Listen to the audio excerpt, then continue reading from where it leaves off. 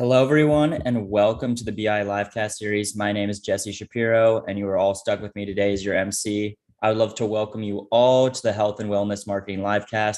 Today is really special, and I'm just thrilled to kick off this event. We've got a phenomenal day today with an awesome lineup of marketers. You're all in for a treat. Before we get started, I would like to thank all of the marketers, sponsors, and even you, the listeners and viewers, for making this event possible. Throughout this event, you'll be able to use the Q&A widget and a chat widget at the bottom of your screen. We encourage you to engage with our speakers and other attendees using the widgets throughout the program. But without much further ado, please join me in welcoming Bridget Brady Harris, the Vice President of Brand Communications at Sunbasket, and her moderator, Mike Forbescidio. Welcome.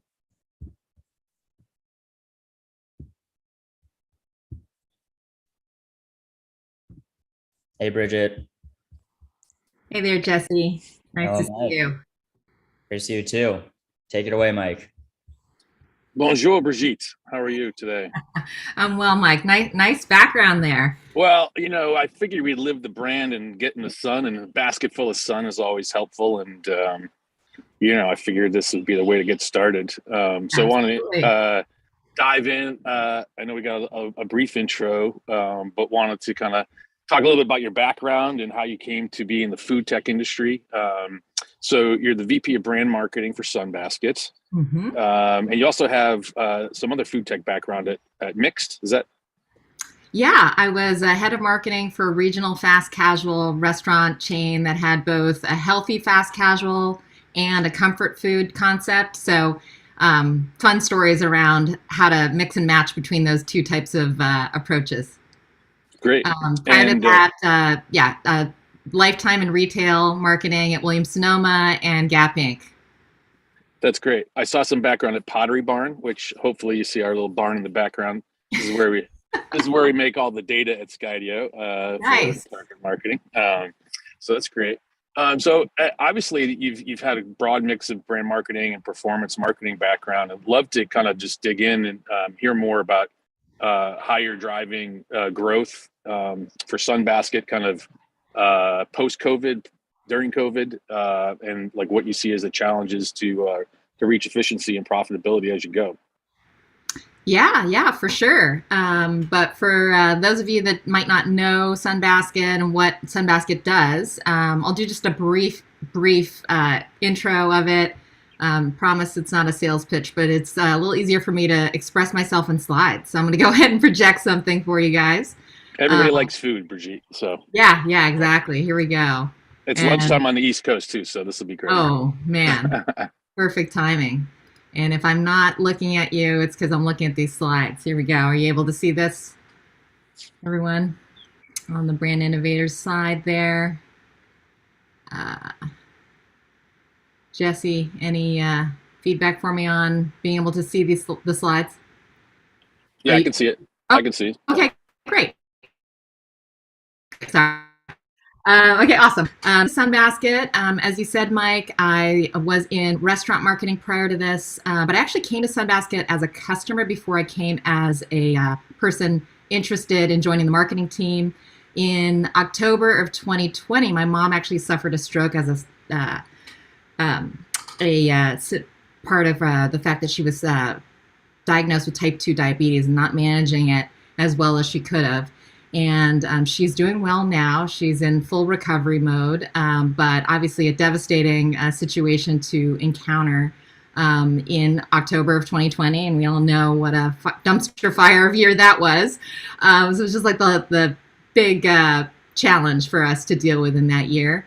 And one of the things that we did was we did sort of a GoFundMe type of campaign across friends and family to help my dad, who's 82 years old, and became her primary caregiver at home, prepare diabetes-friendly meals. So we did a little research, found Sunbasket as a great solution for that.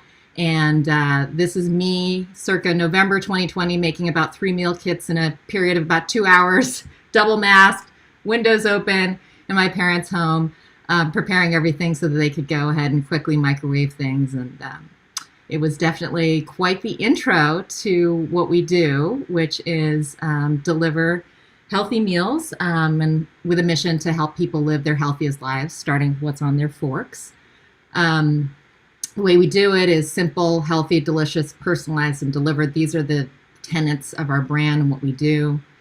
It goes from diabetes friendly, as mentioned, to vegan, to Mediterranean. But what's so interesting to me is we just recently completed some customer research, and people do mix and match. And healthy is defined in such a personal way that we really see it as your kind of healthy. It's just a variety of different types of things. One of the top things that people are looking for now is low sugar. Organic is a top dietary preference for our customers. And Mediterranean is another one where it really is a mix and match. So anyway, we serve a lot of different types of preferences and a lot of different types of occasions. So meal kits to prepare, to microwave, to a marketplace. So that's what we do in a nutshell. And to go back to your question around how to grow post-pandemic, I think we all can assume and probably conclude that meal delivery was experienced quite the growth in 2020 and post-pandemic. And coming out of that, as people start to live a little bit of an endemic lifestyle, we are looking for ways to continue the momentum. For us, it's about growing those meal occasions, so figuring out ways to help you eat better in every part of your day, whether you're taking it to work now or taking it on the go. And then also starting to explore ways to meet you where you are in retail and other things. Great. So yeah, it just seems like there's so many different creative ways that you could market this. What are some of like the big wins for 2022 that you've seen success with, either with customer acquisition or customer loyalty programs? Yeah. One of the things we are seeing success in is just experimentation in new channels. So doing a lot of trial in with TikTok, for example, figuring out how to evolve paid social in this new in this new world as marketers. So that would be one area of experimentation that we're still learning from. We've seen some nice success organically on the paid side. It's been a bit of hit or miss, but it's really experimentation in new channels for us. Great. Now, how would you say Sunbasket compares to some of your predecessor food delivery apps, and what makes you guys unique and different? Yeah, it is that ability to eat the way that you want to eat. If healthy is the main underpinning, so that's a differentiator overall. That's why we started. But it doesn't mean that it's a differentiator in the overall healthy marketplace. For us, it is the clean ingredients. It's the ability to mix and match between different dietary styles and preferences across the board. We, for example, offer protein substitutions for almost every single meal. So if you choose to eat meatless, you can add a tofu or other meatless option like Impossible. If you want to go pescatarian, we've got a fish option, etc. Oh, that's amazing. So like if you're, you mentioned TikTok. So are you organically finding influencers who are talking about Sunbasket, or do you go and look for those for unique creatives, or what's been working there for you? Yeah, definitely breaking that fourth wall. And we do tend to talk about content creation and content creator partners versus influencers.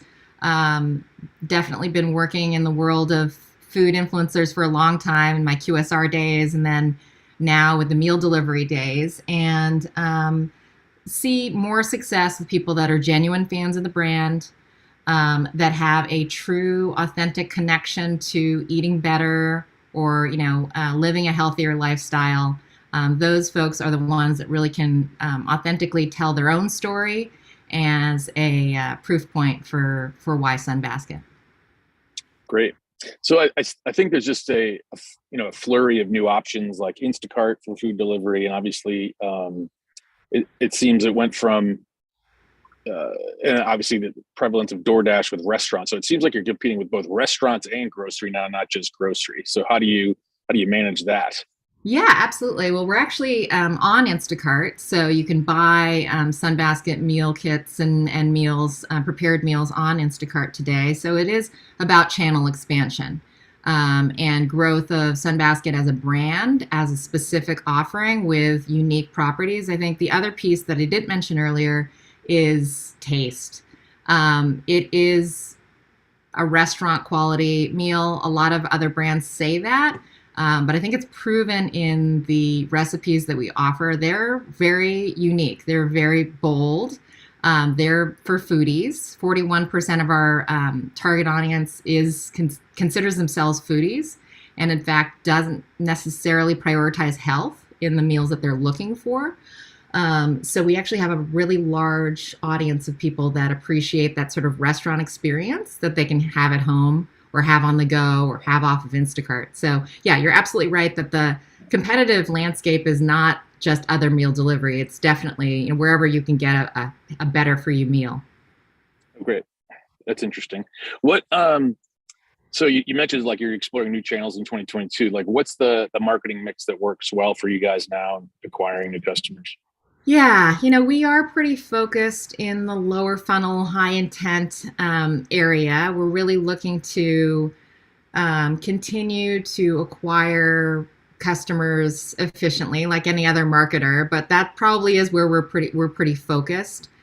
We've actually really thought critically about the purchase and post purchase experience and how to drive more growth from that side of the equation versus the acquisition equation. So that's really been a focus for us. Oh, so driving more meals from existing clients than trying Yeah, to find exactly, clients. Okay. exactly. And then thinking critically, and I don't have a solution for this, about how to activate that audience to be more an advocacy type of audience versus, you know, acquiring through paid. So earned and owned has been a pretty heavy focus for us. That makes sense. That makes sense. Tell us a little bit about like the ideal customer persona that you look for, or like certain insights that you found that really work well for either long-term value of clients or whales. People who are gonna like hop on and order all their meals or something like that. Yeah, absolutely. So number one is people do come to us with dietary preferences. They just sort of have a concept of how they want to eat better. I guess whales Either is a bad term for me to use in dietary terms. yeah, that's okay. It's more of like a mobile gaming thing. So sorry Yeah, about that. that's okay. That sounds good though. Yeah. You know, the number one reason why people in our target audience come to Sunbasket is to eat meals that help them feel better, which is such a general goal, but that is it. That's, you know, really the majority of what they're saying to us. Um, so as far as looking for the right profile, it's someone who has an intent to try to eat better, and has a sense of what that means for them. And then second would be time pressed. Really busy people. These are people that can describe themselves as ambitious, driven, motivated, very, very busy. And so looking for that easy solution, whether it's a 5-minute microwave quality meal or a 15-minute meal kit that they can just quickly, easily prepare at the end of a pretty busy workday. So those would be the Okay. two pieces: looking for the convenience, looking for the health. So like from a demographic standpoint, is that Gen Z, single living at home, or is it like busy moms, like, or Yeah. both, or different It, cohorts? Yeah. it's a little bit of a U-shaped demographic. So younger, busy professionals. We have a rather large percentage of folks that are urban dwelling, single professionals in the older Gen Z, millennial demographic. And then we have a more established family, and then even boomer demo that is just sort of either tired of cooking and sort of just looking for sort of easy solutions. Again, we're focused on other things: adventure, travel, work, other hobbies.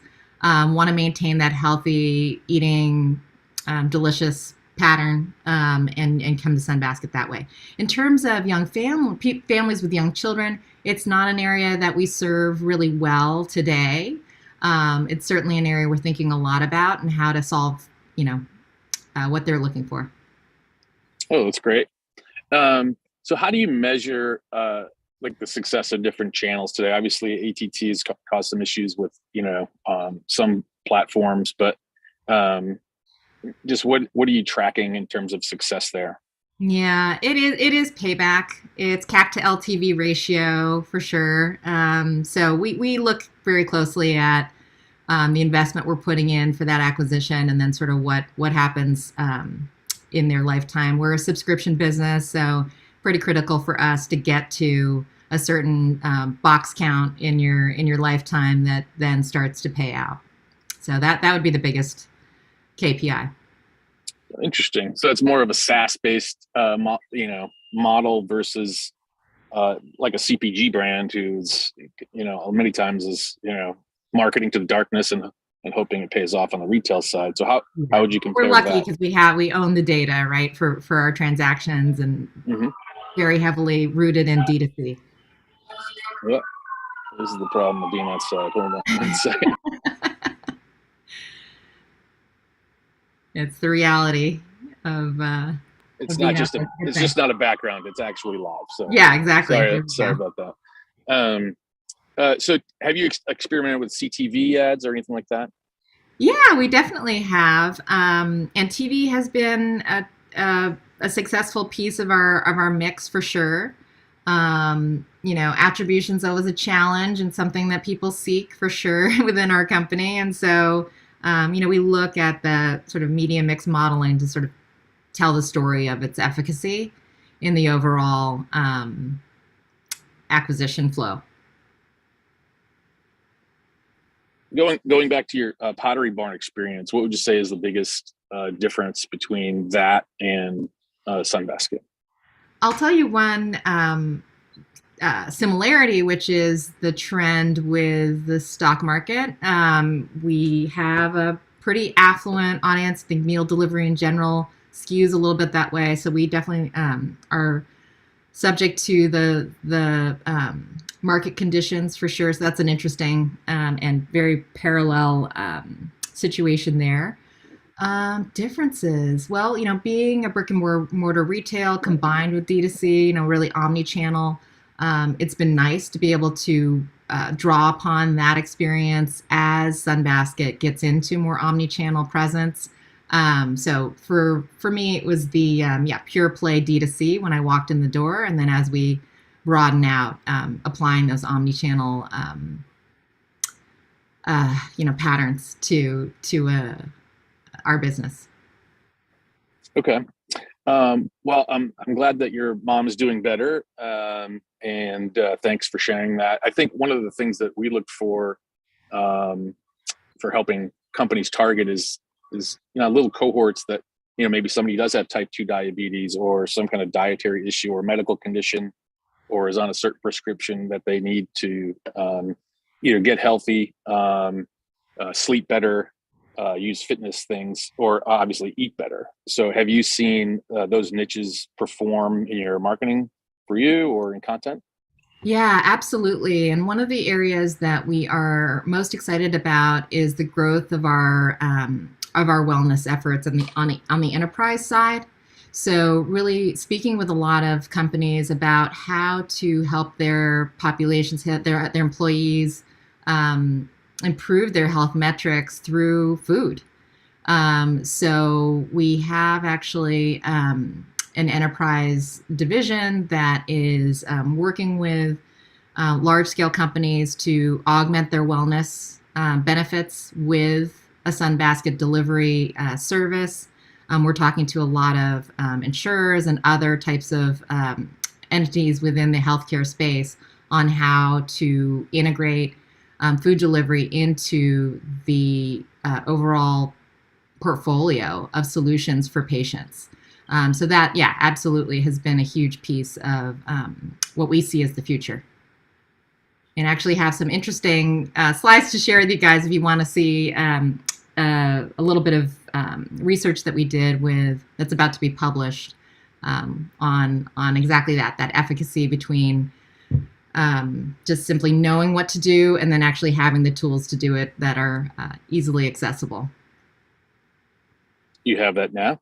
Yeah. I'll share a little bit about that. Yeah. Okay. Here we go. Sneak peek. Love insights. Yes, exactly. Sneak peek into the study that'll publish here. You guys able to see that? So worked with a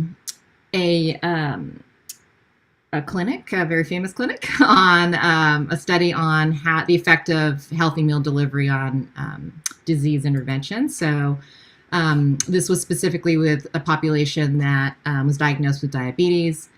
We all know, I think we all intellectually know that, we can use nutrition to help improve our health. It's incredibly critical for those, suffering from diabetes.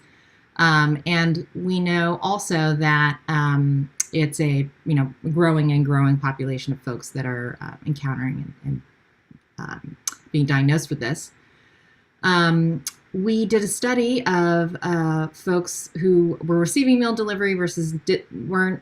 Same exact situation. Preview: there were significant improvements in glycemic control and quality of life in this as a result of working with Sunbasket. I go into the details on the results of the study, but bottom line is it's that combination, right, of making it easy plus knowing what to do. We all know that information is not the same as acting. We know we should be drinking more water. The number one thing that our customers cite as an important part of their health goals is getting more sleep, eating more vegetables, getting regular exercise. We all know the things that we need to do, but ultimately, more than 75% of our population is chronically dehydrated. We are, 35% of us are getting less than 7 hours of sleep per night. I mean, there's all types of things to just say that we're not actually doing the things we know we should be doing. So we are just pairing up with healthcare systems and companies to try to provide the tools to make it easier. Whether it's sort of those pre-prep to meal kits to Sunbasket. So anyway, just going back to that idea of where do we take it from here? What can we do on a grander scale to affect people's health? It's really interesting. Is diabetes one of the major pushes, or are there other conditions too that are really? I obviously, like high sugar levels, things like that is important in food. Yeah, it's the first one that we're thinking most critically about. But yes, definitely other health conditions that can be served really well with that combination of medicine advice and actual tools to achieve the ideals. Mm-hmm. Mm-hmm. Now, if so, I guess how do you manage acquiring customers, increasing meal planning kits like this? Is it in a profitable way? I know some of your predecessors have almost approached the web van model of infrastructure and high cost models. It seems like you guys are doing it more profitably. Love to hear more about how that's happened. Yeah, definitely been a focus for us, and like I said, looking critically at the payback and the investment that we're doing in acquisition. And then, as mentioned, looking at how to really optimize the experience and ensure that we can plug the leaky bucket on the retention side before we start filling it up more with expensively acquired people. So really focusing more on that, as I said earlier, purchase and post-purchase part of the experience versus doing kind of those more expensive acquisition efforts. Okay, well, let's bear on then. What were some of the big mistakes that you've seen that you came in? Like, what did they do in the past that didn't work, or Yeah, I wouldn't not say it mistakes, didn't but work. like, Yeah, yeah. let's But not do it again. Type of thing. right, right. Yeah. Or let's try something different if we're going Yeah. toward a profitability goal. Yeah, I mean, growth for growth's sake, right? It's exciting to see a lot of growth. But if the profitability piece isn't there at a certain point when your business matures, then yeah, it's not really a sustainable scenario. So yeah, I would say that yeah, it was probably a little bit more of that emphasis toward acquisition and growth for growth's sake in the early years. Okay. So there's no like specific gotchas or, Yeah, let me think about that one. all right. You don't have to call out names, but it would always be nice. Yeah, no, I mean, I think we've been pretty smart in our different choices depending on the goal, right? In those earlier years, it was more about the revenue and the top line growth. Um, and we had different tactics that really worked toward that. I will say that one and done type promotions are a thing of the past for the meal delivery category in general, and probably a lot of subscription businesses in general, particularly ones that have such high CAC. But yeah, this idea of a high value promotion on your first delivery is not something I see any of us doing again. Mm-hmm. Now, what's the process internally to, if it's meals for diabetics or tasty meals for Gen Z? Like, what's the process internally? How do you come up with the menu and those kits?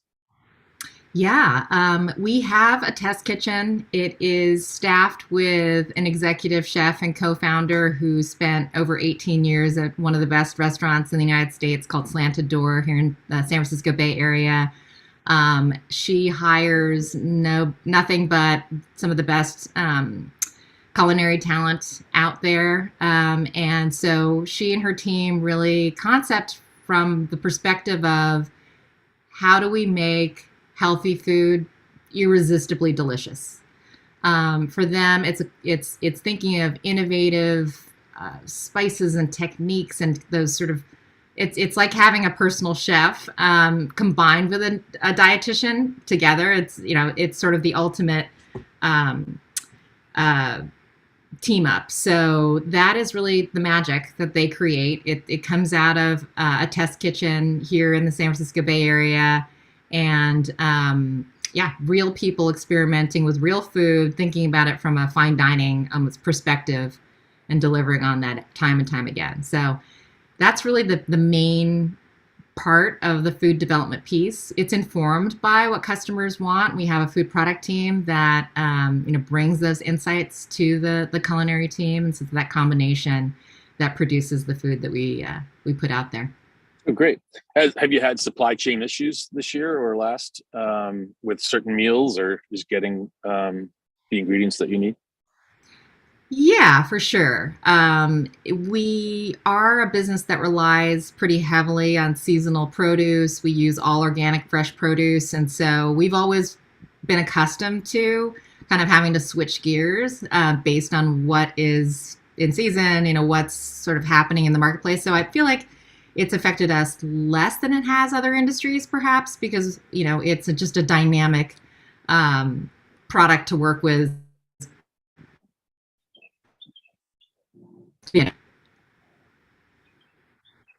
Okay. If there's a way for a company like Sunbasket to compete, and it sounds like with the urban dwellers, it's like you're an alternative to Whole Foods, right? Like, I don't want to go shopping. I want to do that. Yeah, or delivery or takeout, yeah, which is yeah. becoming more and more prohibitively expensive if you do it on a regular basis. And I think we all know that it's not necessarily the healthiest choice either. So yeah, you're right that we do compete versus the Whole Foods downstairs and the delivery and takeout that you could probably easily get access to. Yeah, that makes sense. Have you thought about partnering with those other type of, I would say, high affinity apps or things like that? Maybe or urban dwellers. I can't, I don't know, Bumble, I don't know, something like that. Or Right. Yeah. Haven't explored those options yet, but we just completed a customer segmentation study.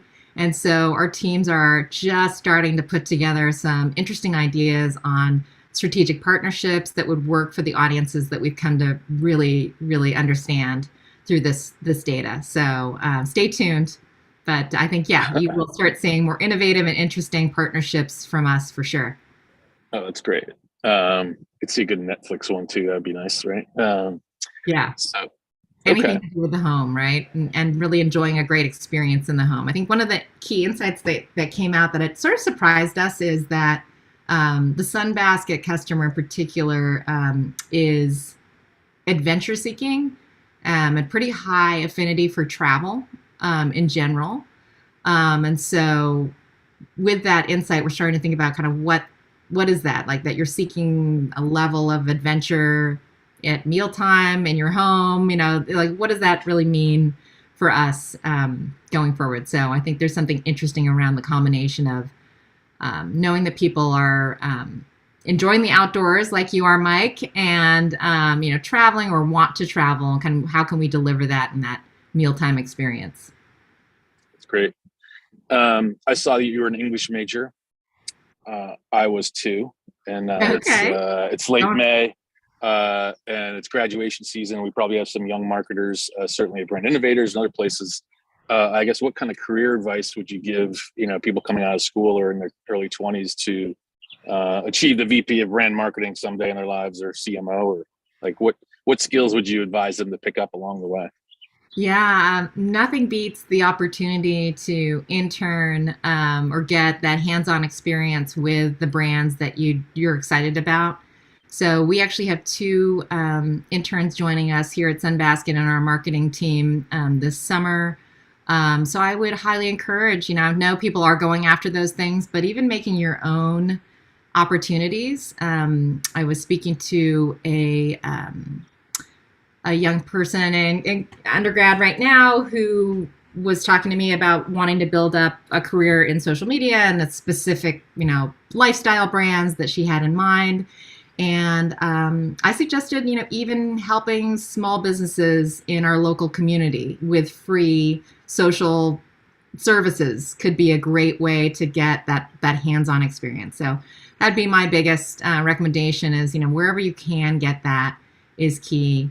And then not being afraid of reaching out to people that are perhaps, that seem like really accomplished, or,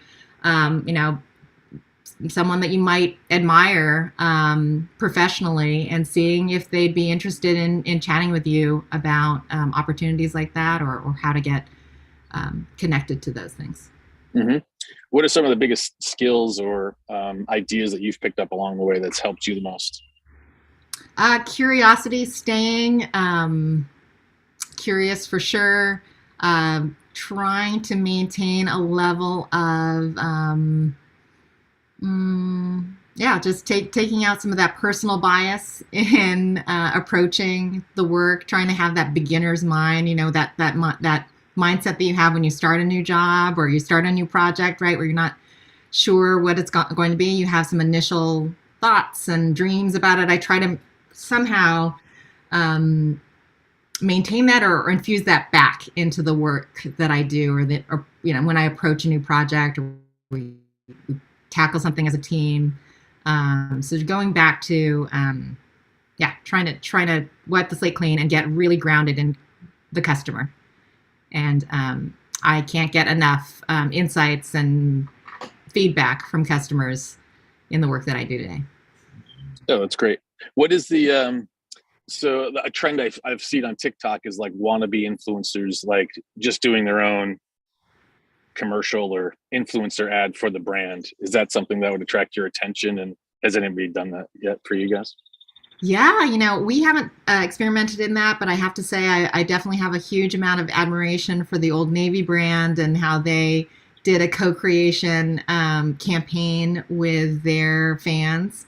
I love that idea. We've seen that executed in marketing in the past, but I think their approach to it was was pretty original and definitely produced, I think, some great work. So yeah, I definitely see that as a vital place for all of us as marketers to turn and see if there's something there for us. That's great. What is the difference, I guess, in how you engage like paid social from organic on a creative level? Is it or do you use the same assets and things like that? We do a lot of cross pollination. So each team sits in on the other's regular huddles and status meetings and things just to make sure that we're really picking up on success in organic or success in paid and cross pollinating all the time. So just integration between the two teams, I find to be really powerful. On the organic side, of course, it's more just audience engagement and growth of organic impressions that we look out for. So sometimes we'll try things that are more for entertainment value. And, that's really the point of it. On the paid side, obviously looking for that conversion and like what's going to be the highest converting piece that we can integrate into the ad. So, experimentation certainly to produce the right results depending on the medium. So, for sure, as you mentioned, Mike, earlier, integration of those content creators into our ads has been really effective in, just telling our story more authentically in a way that customers are responding to. Well, I think we've got a few minutes left here. Do we want to open it up for questions? I don't know if the BI team is there, or if we have any on the chat.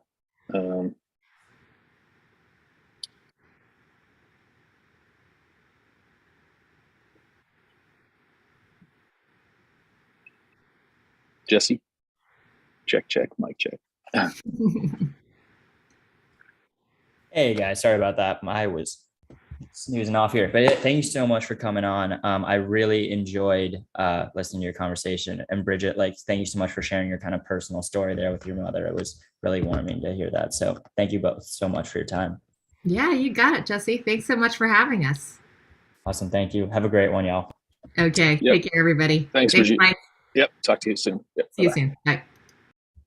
Awesome. Well, we're rolling right on into our next session right here. So I would love to welcome Ed Borelli, the Vice President of Marketing of Planet Fitness, and his session will be moderated by Elise Perlmutter, the Head of Client Partnerships at Ampersand.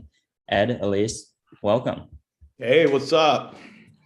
Not too much. How about yourself? I'm glad to be here, Glad to have you here, sir. Tuesday. Absolutely. No, kicking it off well. We'll wait for Elise to get on, and then I'll let you guys take it over. Hey, Elise. Hello there. Sorry, I was waiting, and then for some reason my picture wasn't showing, but I'm glad it's on now. Hi, Ed. Hey, how are you? I'm great. How are you? Great. Great. I am looking forward to our conversation today. Why don't we start with a little bit about ourselves? Why don't I go first, and then I will turn it to you. Does that sound good? Sounds fantastic. Terrific. I am Elise Perlmutter. I am with Ampersand. I lead the healthcare category on our client partnerships team. Ampersand is a national sales, data, and technology company in the TV space. We help our advertisers find any audience that they want to reach anywhere they're consuming TV content with both precision and scale, and with insights on any business outcome that they're looking to measure. Ed, it's all you. Your description sounds a lot more exciting than mine. No, I don't know about that. You work at a very cool company. Ed Borelli with Planet Fitness, and I really focus, I'm the VP of Marketing, really focus on DMA level, club level marketing, which is a huge focus for Planet Fitness. Even though we're a national brand, we spend the majority of our resources winning on a hyper local level. So that's what I'm focused on every day. I've been in marketing for 25 years. I worked for Nike for several years, Levi's. I worked for Home Depot. I ran North America for New Era Cap, all the retail brand marketing for New Era. And I've been on the agency side. So I've been been around for quite some time. I'm becoming an old head, as they say, in marketing. But these are exciting times. I'm just happy to be here, happy to be in the health and wellness industry right now. Terrific. I want to know, did you do your workout this morning? I didn't. If running around getting 2 girls off to school counts, yes, I did that, but I haven't done my formal workout yet. So I'm gonna get to the gym later on today. So let me just ask, if we were to find you at Planet Fitness, where would we find you? Would you be taking a class or would you be doing a lift? Well, we don't do like formal classes, like group classes. So I hit the weights and then the cardio. All right. You know, I was a big gym head back in the day because I played football and, you know, I lived in Miami, so we had less clothes on than in Chicago. That's for sure. Had to be in better shape back in those days, but that's for sure. I'm all about, you know, I still hit the weights, but I love cardio, stretching, yoga, doing things like that too on my own. Great. All right. So at Ampersand, our goal is really to help brands reach kind of, audiences wherever and however they're consuming media. Can you share a little bit about your audience strategy and ways in which you are engaging them across screens? Yeah. I mean, essentially Planet Fitness plays in everything. I mean, we have a very robust media mix in how we target our audience overall. I mean, we cast a pretty wide net because our brand is all about inclusion and we really want to get the message out to everybody. But our core demographic for our marketing and advertising is that 25 to 54-year-old, especially with our linear tactics. So we cast a wide net and we play pretty much in everything, from linear tactics like TV and radio to connected TV to online video, social, search, a lot of analog initiatives too, from direct mail, out of home.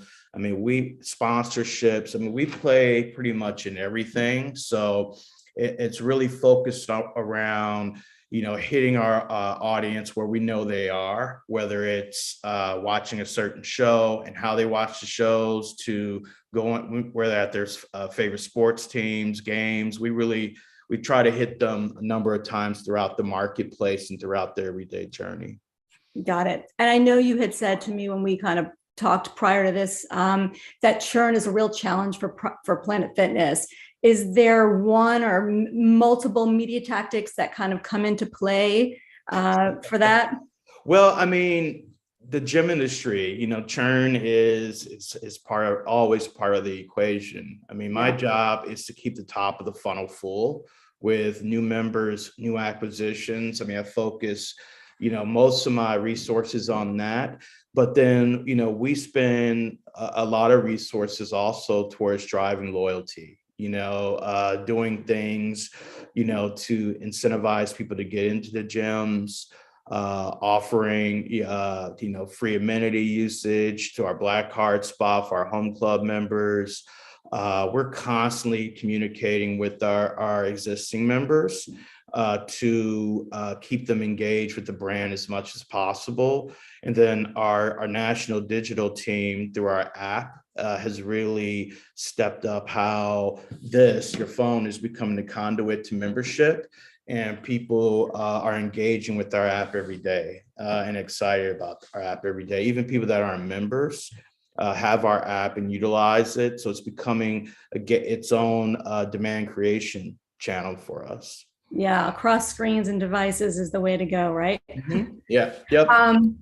So, and I know that, Gen Z is a growth driver for Planet Fitness, but how do you kind of get back the Gen X? What does that model look like for you? That's what I'm thinking about every day right now. Yet, surprisingly, and what's been amazing for us is that our brand has been skewing younger. I mean, with Gen Z becoming a big growth driver for us. Our CEO talked about that on our last earnings call, for instance. So for Planet Fitness, Chris Rondo did. Gen X, obviously a huge part of our membership mix overall. I mean, we're continuously marketing to them. Like I said, our core demographics are 25 to 54-year-olds. So that falls towards the tail end of Gen X. And then we're retargeting people that were once members to get back into our gyms with ways, from just to try it out, free week passes to come in, just talking about our new amenities, the things we're bringing on into the club to see if that will entice them. I mean, there are a number of ways that we're trying to get people back into the gym that were once great members of ours. But that's a job I deal with every day and I'm trying to figure out every day. But they're slowly coming back. Numbers are looking good. So yeah, well, I'm assuming also that COVID, how it definitely changed the fitness landscape. Yeah. Share a little bit about that and kind of some of the adjustments that Planet Fitness had to make for not just now, but even the future as people really want that omni-channel experience. I mean, you hit it right on the head. I mean, my whole career has been in retail. And when omni-channel became the new, catchphrase, I never thought about our industry, the gym industry, being quote unquote retail, but we are, right? So what the pandemic has really done is really been an accelerator to the digitalization of our gym industry. And we know now consumers want access to fitness 24 hours a day, and no matter where they are, what they're doing, they should be able to engage with our brand and us lead them through and enable them to be their fit selves, So the pandemic definitely has been an accelerator for us to be a truly national omni-channel fitness brand overall. And that's not going to change. I mean, we know that's going to keep happening, and our brand has to keep evolving to make sure that we're staying on top of innovation and new ways to engage people through digital to lead to brick and mortar. And on top of that, to have seamless experiences, as the member is on their phone, making sure they're stepping into the gym and it's a seamless experience and they can do their workouts there, or do the same workouts at home. So for us, is making sure we're as seamless as possible and that we're staying ahead of the curve in terms of innovation. Yeah. So, I mean, again, it makes sense when someone walks into the gym, but during COVID, I know myself, my friends, my family, we were going on, our apps, et cetera, to do different workouts. What are some of those things that really you saw that worked? Yeah, I mean, the first thing that worked for us, which kudos to our national team for instituting and being very nimble with, is we had a United We Move campaign, right? When our gyms all closed down on March 13th, which I'll probably never forget that date, we instituted a campaign which simply, involved 20-minute workouts via Facebook Live, and they were on YouTube, and they were free to everybody. And we had anywhere from celebrities to athletes to trainers to mascots leading these really cool, fun workouts. So, for us, we saw immediately that people want to work out no matter what the situation is, and we had to keep continually engaging them. So it really accelerated, like I said before, us being a digital brand. Yeah. Speaking of successes, I'd love to hear a little bit about some successful initiatives, specifically the high school summer pass program, which I think is amazing.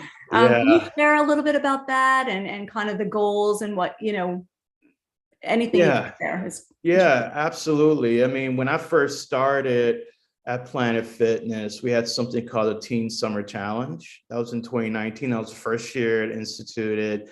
We had over 1 million teens that were close to 1 million teens that were part of that. And essentially, we gave free access to teens to come into our gyms and work out for free throughout the summer. And the pandemic put a hold on that for 2 years. So, which was, to me, unfortunate that happened, but we wanted to make sure we were creating a safe environment for teens. So now it's back. It's called the High School Summer Pass.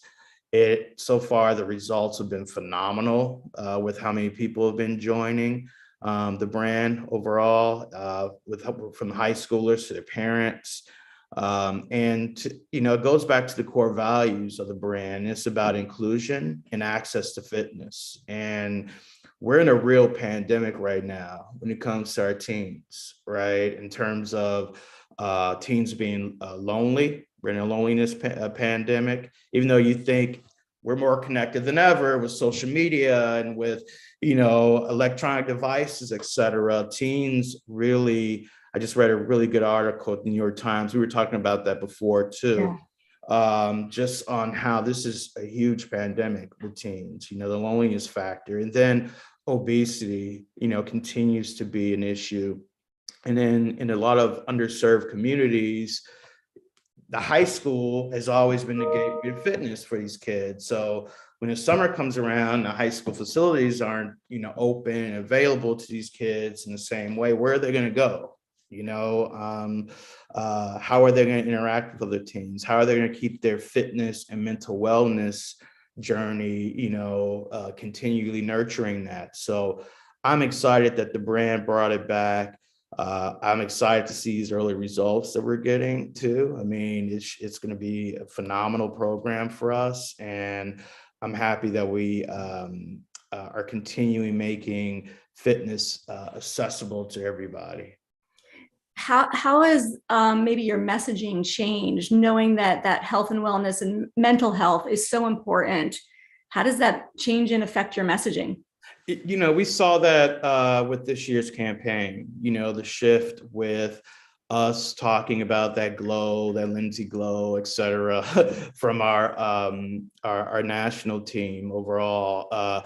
The message is definitely going to continue to shift to really focus on not just the physical benefits from working out, from movement, et cetera, but what it provides for us mentally. I mean, this pandemic highlighted that more than anything. I mean, we were all shut in the house, feeling down at one point or another. I don't think there's anybody out there that didn't go through their own moments of really struggling with the mental aspect that this pandemic was putting on all of us. And exercise and movement really helped me in particular, get through that, and help me just get out there and move. And then when our gym started to open, just getting back into the gym really just was a huge step forward for me to getting back to normal. But I could tell right away that exercise really just was relieving the stress that I was dealing with every day in my life. So that messaging, in my opinion, is going to continue to evolve to how this is really about health and wellness instead of just physical fitness.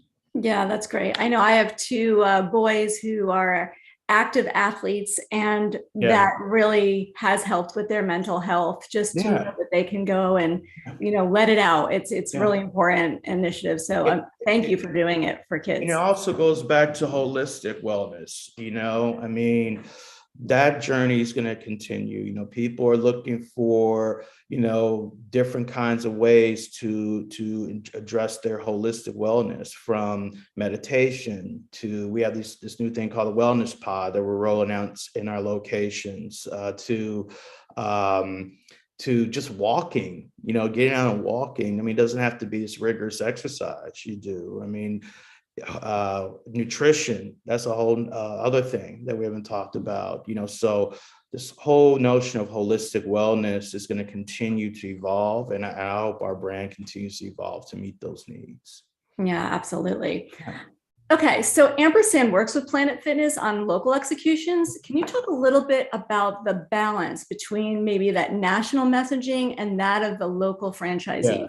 Yeah. I mean, the one thing with Planet is that, and I've worked with other franchise brands, is franchisees, it's 90% franchise, first of all. And we spend, as I mentioned earlier, exponentially more resources and funding on DMA market level and club level marketing tactics. So, we have our national calendar that we follow. Everybody gets in line and supports that. You have creative that's done nationally, but then we're really empowered on the local level to create events and to have our own marketing message at moments in time that we know is going to resonate with our consumer here on a local level. So we really are a hyper local brand. I mean, we're a national brand, international brand as we're building in more countries overall, but we're a hyper local brand. More than anything, that really empowers us to be nimble, to be responsive to the marketplace, and to cater our messaging when necessary to speak to our consumers locally. Yeah, and I think you had mentioned that, you get involved with a lot of those local initiatives and they're really important, whether it's at the club level, professional teams, colleges. Share some of that, because I think that's fun. Yeah, I mean, when I You're first hanging out with the Cubs, I know.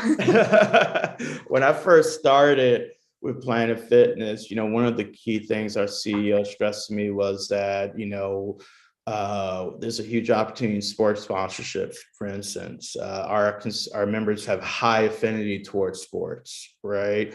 So I wound up signing a lot of teams from, your local baseball team that's not a professional team, minor league teams, to, the local hockey team that's not part of the NHL, to all the way up to those bigger league teams, those professional teams, and then even partnering with high schools, even partnering with local health fairs. I mean, we are constantly looking for opportunities to engage our consumers and our prospects in places we know they are, and making sure our brand is front and center. I mean, I'm a big Bulls fan, for instance, and signing our deal with them was an epic moment for me personally, because I love the Bulls and I grew up here during the Jordan era. But seeing our brand front and center during these games, during the Bulls' first playoff run in a long time, I mean, those kinds of things resonate with our consumers here in this marketplace, and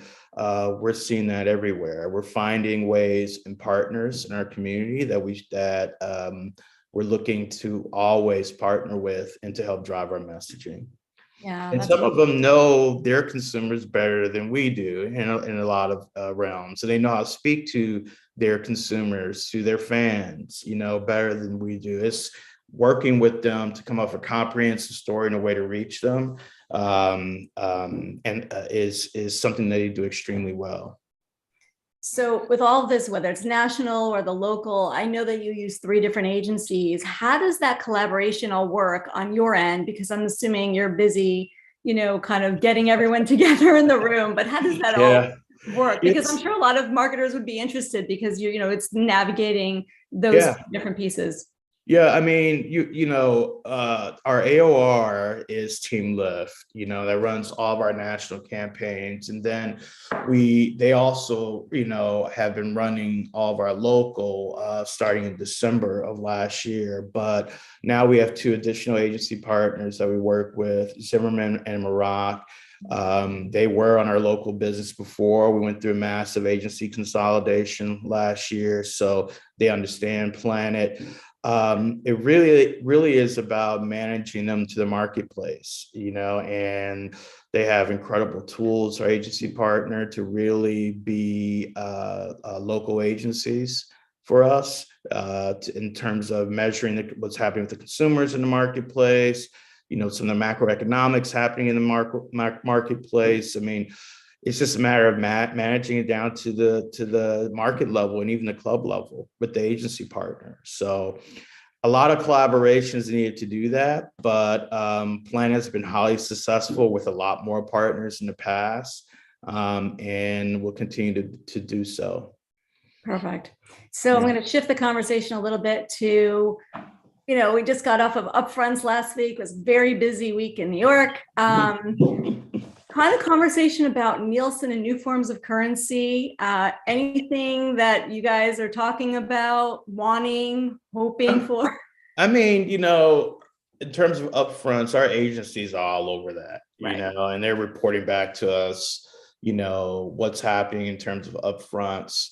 I don't get that much into, that granular level with the media.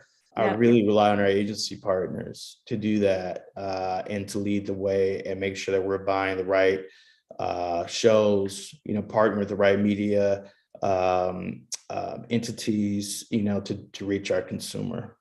Got it. Well, I know one thing that you and I did talk about is data and the many, many sources of data that you have, from membership to your agency partners to social listening. What are some of the insights that you're using to kind of help with that your media strategy and marketing strategy that are valuable? Yeah. I mean, we're all drowning in data, right? I mean, it's like, there's never enough data, we believe, right? So there are a couple of things that we look at, and is working with our agency partners to understand, which tactics are working the best for us down to the market level, and then us being nimble and flexible enough to shift our media plans and be flexible with those plans. We're staying on top of that. It boils down to us, cost per join and which tactic and which marketplace we're able to optimize that in. And so we're because we're a hyper local brand, it really empowers us to shift those elements around when we need to, down to the local market level. So for us, we're constantly optimizing our media mix and making sure that we're reaching our consumer in the most efficient way. So do you have a data analytics team that can help to kind of decipher some of that data to pull out those actionable insights? We have an analytics team that handles, our membership data, and we're pulling insights from them that are actionable for us from a marketing standpoint. Then our agency team has a whole analytics team that's giving us key insights and things we need to know that's happening in the marketplace and with our media. But in terms of a huge analytics team, I don't have one in place. To be honest with you, it's really just relying on our partners, relying on our internal analytics team that's running our business from a holistic standpoint, for us to pull out the true insights that are actionable for me from a marketing standpoint. Yeah. So then, I mean, I know we talked about churn before, but when you kind of think about measurement of various campaigns that you're running, how does some of that performance impact, your planning moving forward? I mean, the big thing for us, like I said, is keeping the top of the funnel full, right? Yeah. Is new acquisitions. And that is the main thing that I'm focused on more than anything. Like I said, is just keeping the top of the funnel full. And then once they become members, letting our membership experience, really keep them on as long as possible, driving loyalty. And then there are things, like I said, we do to help drive loyalty, from, our benefits program that we have, to sponsorships that we have things like that they see added value in on top of what they're getting already from the gym. So that's driving loyalty for us. But my job is really to focus on keeping the top of the funnel full, keeping new acquisitions coming, and optimizing our media channels to make sure we're doing that in the most effective way. Makes sense. Makes sense. So, all right, I read a stat. It was about 20% of the members are likely to cancel.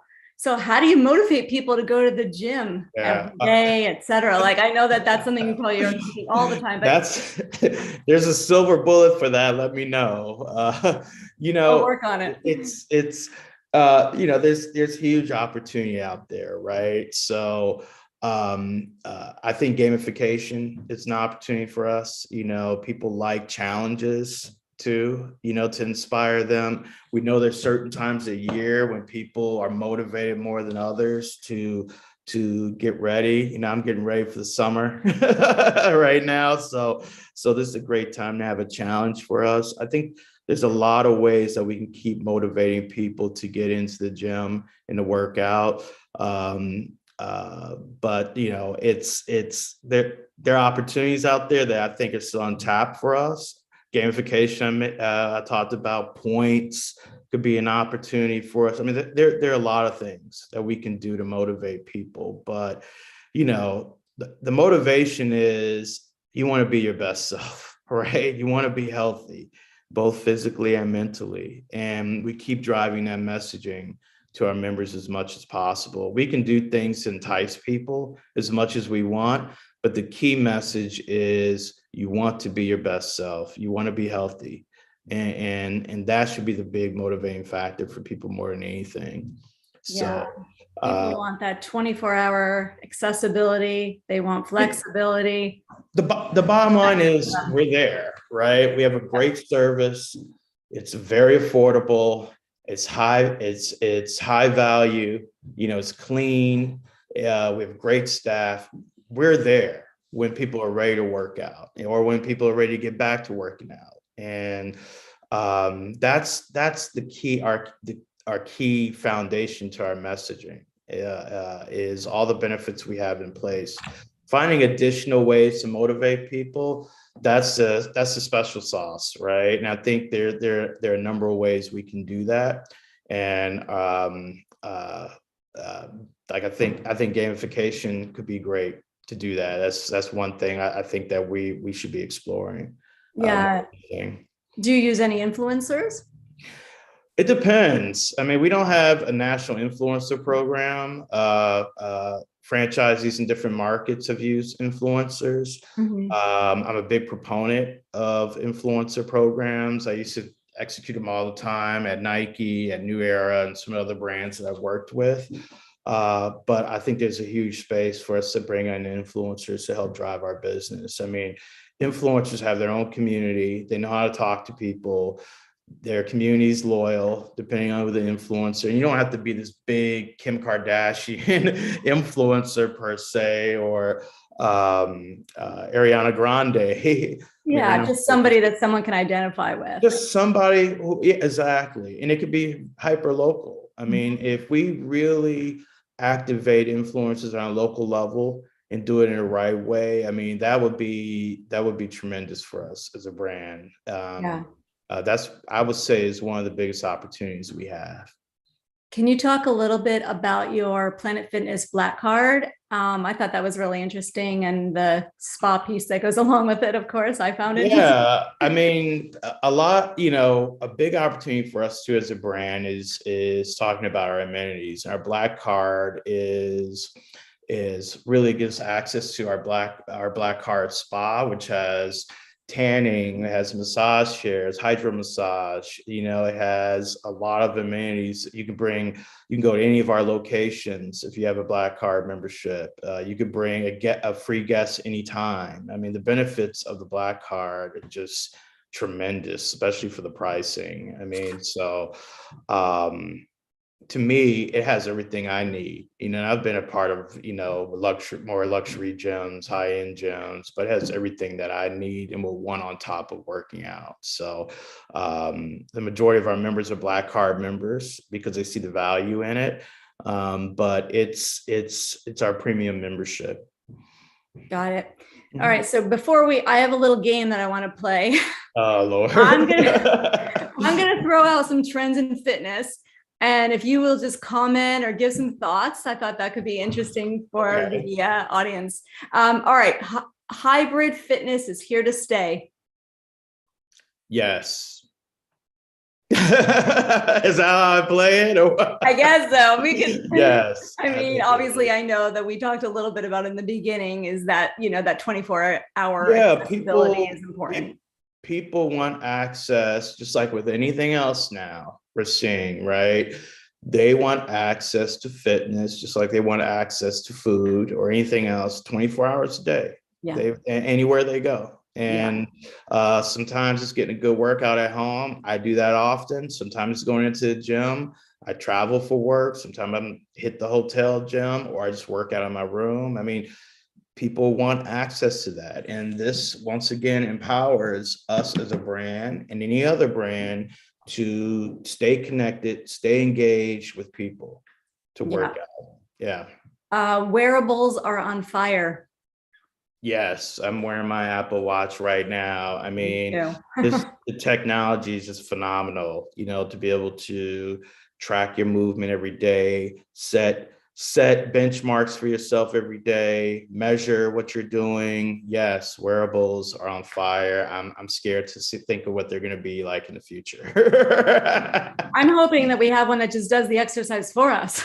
Yeah, exactly. Okay. people want anti-anxiety workouts and active recovery sessions, i.e. like yoga or meditation. Yeah, absolutely. I mean, we don't offer yoga in our gyms, but I Right. love yoga. I love meditation. I love, holistic. I talked about this a little earlier, holistic ways to approach health and wellness. So absolutely, whatever works for people, Yeah. and it changes too, right? I mean, I mentioned earlier when I was a young athlete playing football, I was lifting heavy and doing things, and now I'm more into more moderate fitness, everyday activity. So absolutely. Community is everything. I wouldn't say it's everything, but it's very important.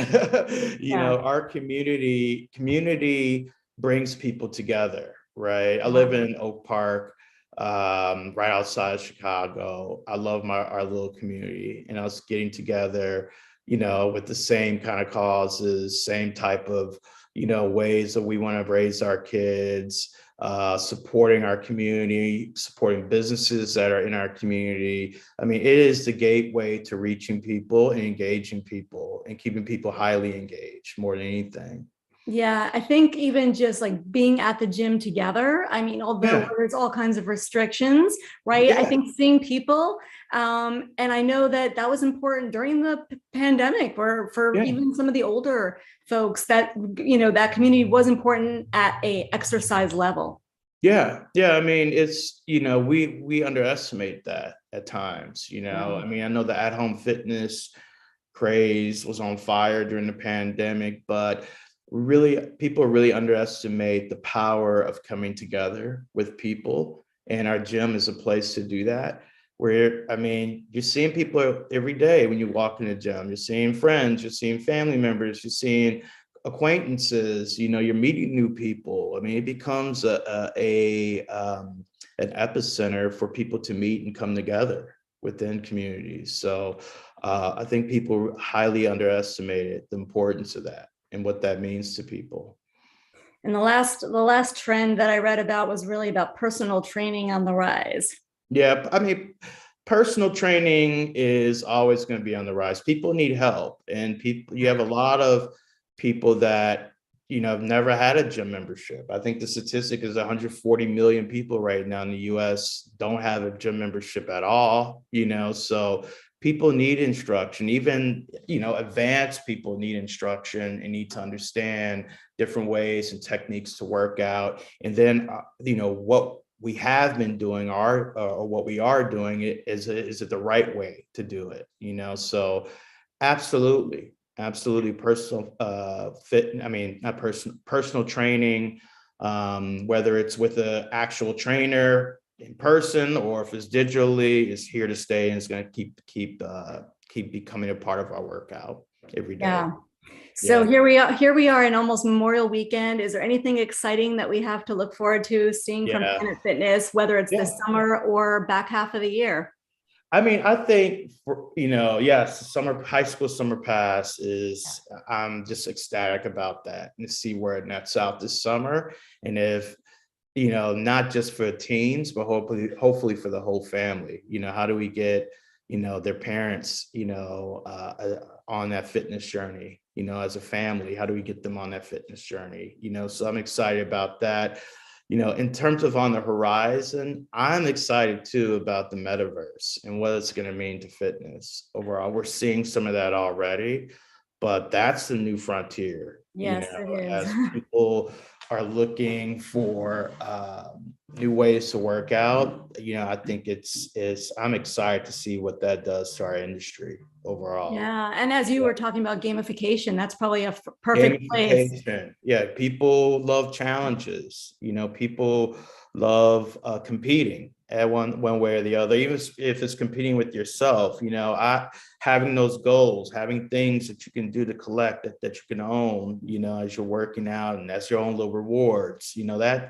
That's always motivating for everybody.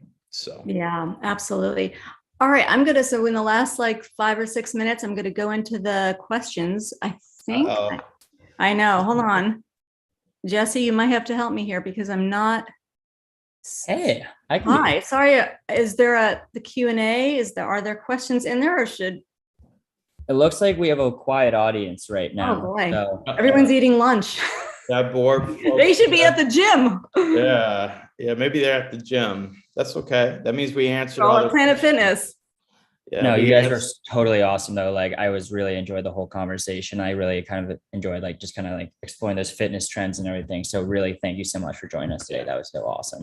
Thank you so much. I love Thanks, how I love how Jesse just appears like the Wizard. I know. Good job, man. That's my job. Exactly. Big brother Jesse. Absolutely. Thank you, Ed. Appreciate Thank the time you. today. Thank Really you, appreciate Elise, that. and thanks to Brand Innovators. I'll be at the Media Summit tomorrow. So Incredible. love Brand Innovators. Fantastic. Thank Absolutely. you both. Thanks, Have a great one. everyone. All right. Have a good one. Fantastic. So that means we are done for the day. I really want to appreciate everyone who tuned in. We have so much more coming up, so please keep tuning in. Stay scheduled on our website, LinkedIn, all that